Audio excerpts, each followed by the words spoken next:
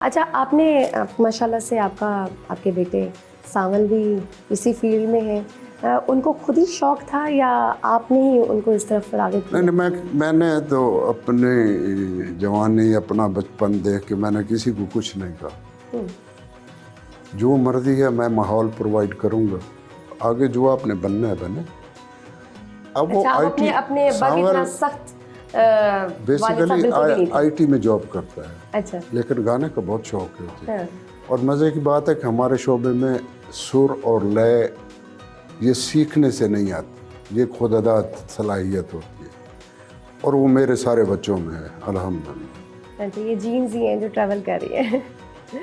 ठीक, तो वो उन्होंने आपके बाकायदा ट्रेनिंग ली या बस उनका भी नेचुरली टैलेंट था क्योंकि उन्होंने आपके साथ गाना भी मैंने गाया? माहौल प्रोवाइड किया, उसने बाकायदा ट्रेनिंग ली, वो मुझसे ज़्यादा अच्छा गाता है और उसका अपना स्टाइल है गाने का। तो अभी भी गाता है शौकिया तौर पे और कोई प्रोग्राम भी करता है वहाँ पे, म्यूज़िक के कोई एल्बम भी करता है।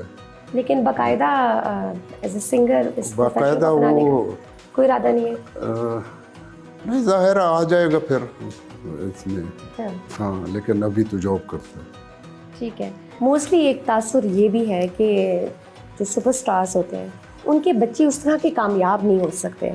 ये आई डोंट नो ये इसके पीछे क्या रीज़न है, लेकिन हमने देखा है कि बहुत कम ऐसा हुआ है कि उनके बच्चे कामयाब हुए हैं। लेकिन माशाल्लाह आप इस मामले में बड़े खुशकिस्मत हैं।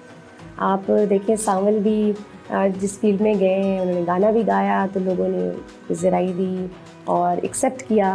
फिर आपकी बेटी लारेब, उन्होंने भी माशाल्लाह से विजुअल इफ़ेक्ट वो हैं करती हैं, आर्टिस्ट हैं, इन्होंने बड़ा नाम कमाया है और हॉलीवुड में उन्होंने जाके काम किया।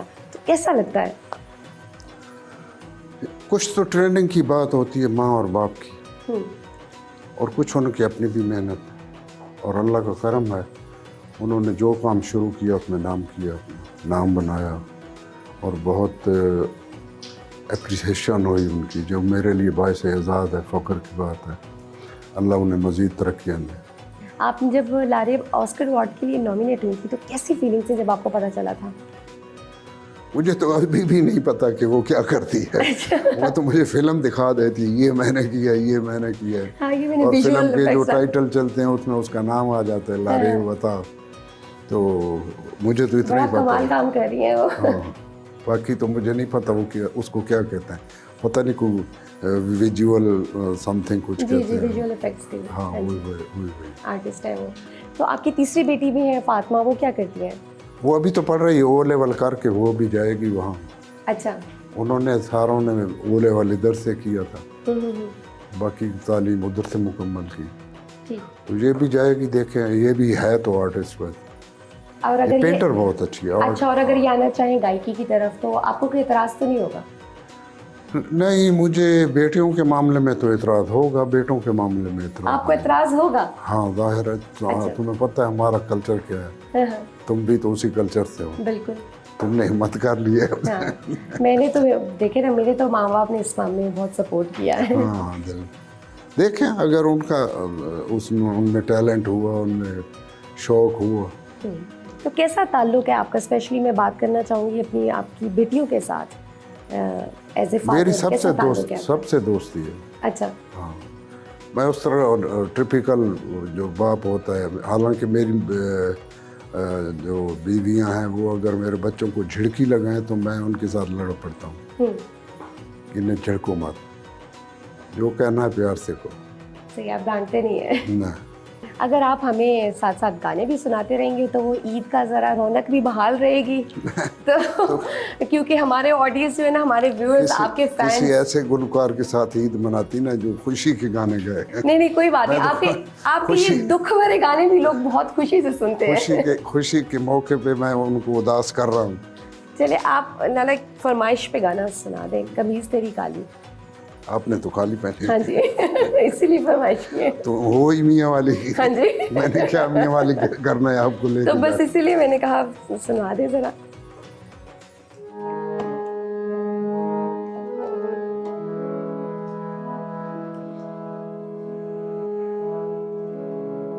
कमीज तेरी काली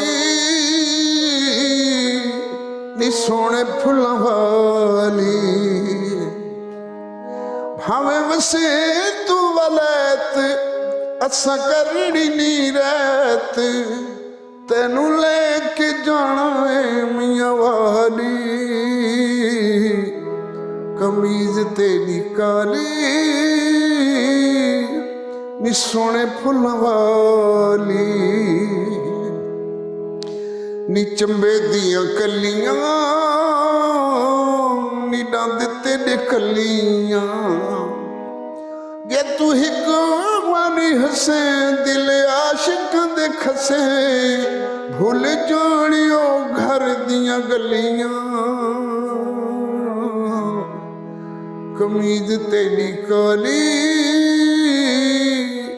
नी सोने फुल्लां वाली। बहुत शुक्रिया। अच्छा, आपने माशाल्लाह से गायकी की, पूरी दुनिया में आपने अपने इस टैलेंट को लेके गए और आप लोगों ने सराहा भी, तो सबसे ज़्यादा मज़ा कहाँ आया परफॉर्म करके? पाकिस्तान। पाकिस्तान में? पाकिस्तान के अलावा जहाँ बहुत भी पिज़्ज़ाई जाते मिलती हो? पाकिस्तानी ज़्यादा तो हाँ जी।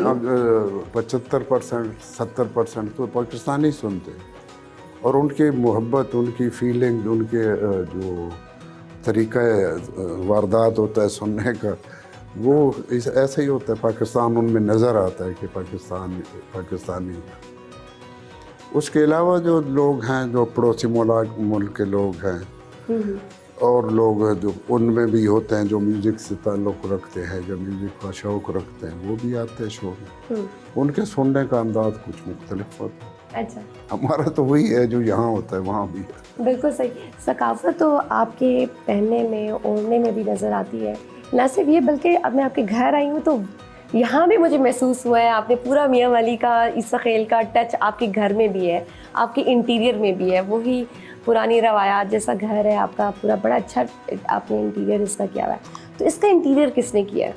इंटीरियर जो कमाल साहब हैं उन्होंने किया, कुछ मैंने किया। ये जो जितनी टाइल है ये हैदराबाद से मंगवाई। अच्छा।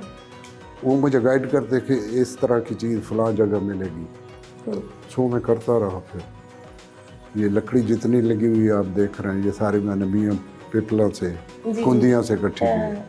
कुछ छांगा, इस घर के एक एक हिस्से में मियाँ वाली का रंग नजर आता है, मियाँ वाली की सकाफत नजर आती है। मियाँ वाली मेरे माँ है, माँ धरती है, वहीं मैं पैदा हुआ, वहीं मेरी जवानी तक उधर ही रहा मैं, मैट्रिक तक। तो वो अभी भी मैं बहुत मिस करता हूँ उसको। भले न्यूयॉर्क में बैठा हूँ, मेरा दिल करता है कि मैं ईसा खेल ज़्यादा बेहतर फील। अपनी जगह अपनी है। तो लाला, आपने अपने नाम के साथ ईसा खेलवी ही क्यों लगाया, न्याजी क्यों नहीं लगाया? वो इसलिए कि मेरे ख़ानदान ने एहतजाज किया था कि या तो गाना छोड़ दो या न्याजी लिखना छोड़ दो। मैंने कहा न्याजी नहीं लिखूंगा, गाना नहीं छोड़ सकता। गाना नहीं छोड़ सकता, न्याजी लिखना छोड़ दो। हाँ, वो सो इसलिए मैं ईसा खेल से ताल्लुक़ रखता हूँ, तो साथ ईसा खेल भी लगा लिया। इस बहाने मेरा गांव, मेरा शहर, वो भी पूरी दुनिया में उतारे। लोगों को पता चला कि वहाँ पे कोई ईसा खेल भी है। ईसा खेल भी है। आपने एक इंटरव्यू में बोला कि आपको, आपके जो मदाह थे, आपके फ़ैन थे, वो आपको बड़े खतूत लिखते थे, और आपने फिर क्लेम भी किया था, मैं एक इंटरव्यू आपका सुन रही थी, जिसमें आपने कहा कि मुझे सबसे ज़्यादा ख़त आते थे। उसकी रीज़न ये थी कि आप सारे खतूत के खुद जवाब देते थे। मैं कोशिश करता था कि सारे खतूत का जवाब दूँ। अच्छा।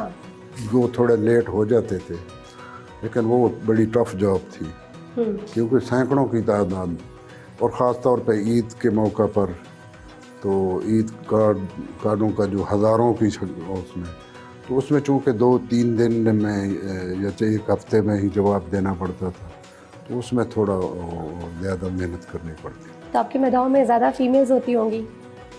क्या होता? ज़्यादा औरतें होती होंगी, फीमेल्स होती होंगी? बस औरतें भी हैं, मर्द भी हैं, बच्चे भी हैं, माशाल्लाह। मेरी खुशकिस्मत है।